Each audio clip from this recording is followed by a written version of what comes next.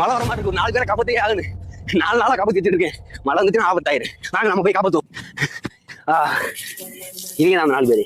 ஆனா இன்னும் வெளியே வரல. இவங்க எல்லா பறவையும் வந்து மரத்தெல்லாம் முட்டை போடும். இந்த பறவைக்கு ஏதோ மைண்ட் சரியில்லை நினைக்கிறேன். வந்து மண்ணில் முட்டை போட்டு போயிடுச்சு. இங்க ஒவ்வொரு பறவைக்கும் ஒவ்வொரு விதமான கூடமைப்பு இருக்கும். சில பறவைகள் வந்து மரப்பொந்துல வைக்கும், சில பறவைகள் மரத்து மேல வைக்கும், சில பறவைகள் புதர்ல வைக்கும், சில பறவைகள் கீழே தரையிலேயே வைக்கும். அப்படி தரையில் வைக்கக்கூடிய ஒரு பறவை தான் இந்த ஆள்காட்டி. ஆங்கிலத்துல லேப்பிங் சொல்லுவாங்க. அதோட முட்டை தான் இந்த முட்டைகள். சின்ன பறவை வந்து சண்டை போட்டுட்டு இருக்கு. டமாட்டமான 4 மைல் இருக்கு. 4 மைலையும் ஒரு பறவை வந்து அடிச்சு இந்த பம்புளுக்கு மாதிரி பண்ண தெரியுமா? அது மாதிரி பண்ணிட்டு இருந்துச்சு. என்ன சொல்ற மாதிரி அந்த பறவை எதுக்கு மயிலோட சண்டை போடுது அப்படின்னா, அந்த இடத்துல அந்த பறவை முட்டை போட்டு வச்சிருக்கு.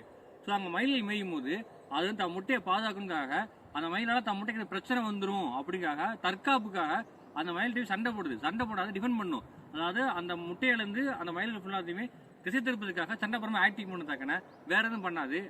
ஐயோ சொல்லிட்டு அடுத்த நாள் நோட் பண்ணும்போது என்ன பண்ணுது, அந்த பறவை சரியான வெயில வேற போட்டுருச்சு. பாவம் அந்த இடத்துல ஒரு மரமே கிடையாது பாருங்க. என்ன பண்ணணும்னா இங்க உட்காந்துரும். உட்காந்ததுக்கு அப்புறம் ரொம்ப வெயில் தாங்க முடியாதா, போய் அந்த இருக்க அந்த குட்டி மரம், அந்த வேப்ப மரம் இருக்கா, அதுல திருப்பி போகும், திருப்பி அடகாக்கும், திருப்பி போகும், திருப்பி அடகாக்கும், திருப்பி போகும், திருப்பி அடகாக்கும், இப்படியே இருக்கும். ஏன்னா அது வெயில் தாங்க முடியாதனால அப்படி மாத்தி பண்ணிட்டே இருக்குமா. அதோட ஒரு மரத்துக்கு கீழே நிழல் இருக்குன்னு தெரிஞ்ச பறவைக்கு அங்க முட்டை போடுறதுக்கு ரொம்ப நேரம் ஆகாது. ஏன் அப்படின்னா அதோட இயற்கையோட அமைப்புல இந்த மாதிரி திறந்த வெளியில நல்ல ஓப்பன் சமவெளியில தான் அந்த மாதிரி முட்டை போடும். ஏன்னா அதான் அந்த இயற்கையோட அமைப்பு. எதுக்கு இந்த மாதிரி ஓப்பன்ல போடுது அப்படின்னா, அந்த முட்டையோட கலரை பார்த்தீங்க அப்படின்னா அந்த முட்டை கலரும் அந்த மண் கலரும் ஒரே மாதிரி இருக்கும். கிட்டத்தட்ட பார்க்கும்போது உருவமறைப்பாகி அந்த முட்டை இருக்கே தெரியாது.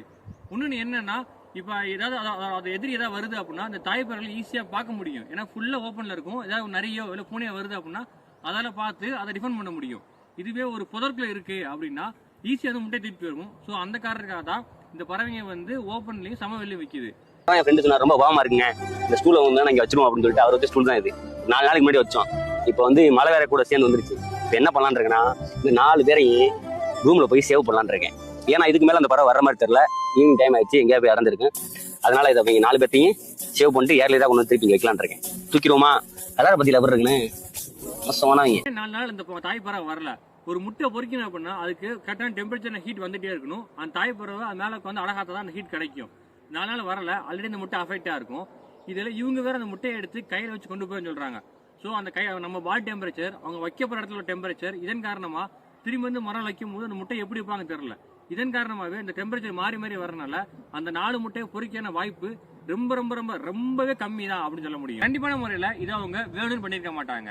இயற்கை மீது அக்கறையில் பண்ண போய் இது ஒரு தவறாக மாறிடுச்சு. இதுதான் சொல்றேன், நீங்க இயற்கையை பற்றி ரொம்ப பெருசாக படிக்க வேணாம். உங்க ஊரை சுற்றி உள்ள, உங்க வீட்டை சுற்றி உள்ள உயிரினங்களை பற்றியோ, அவங்க என்ன பண்ணுது, எங்க போகுது, என்ன இடத்துல வாழுன்னு தெரிஞ்சுக்கிட்டாலே இந்த மாதிரி தகவலை நம்மளால நிப்பாட்ட முடியும்.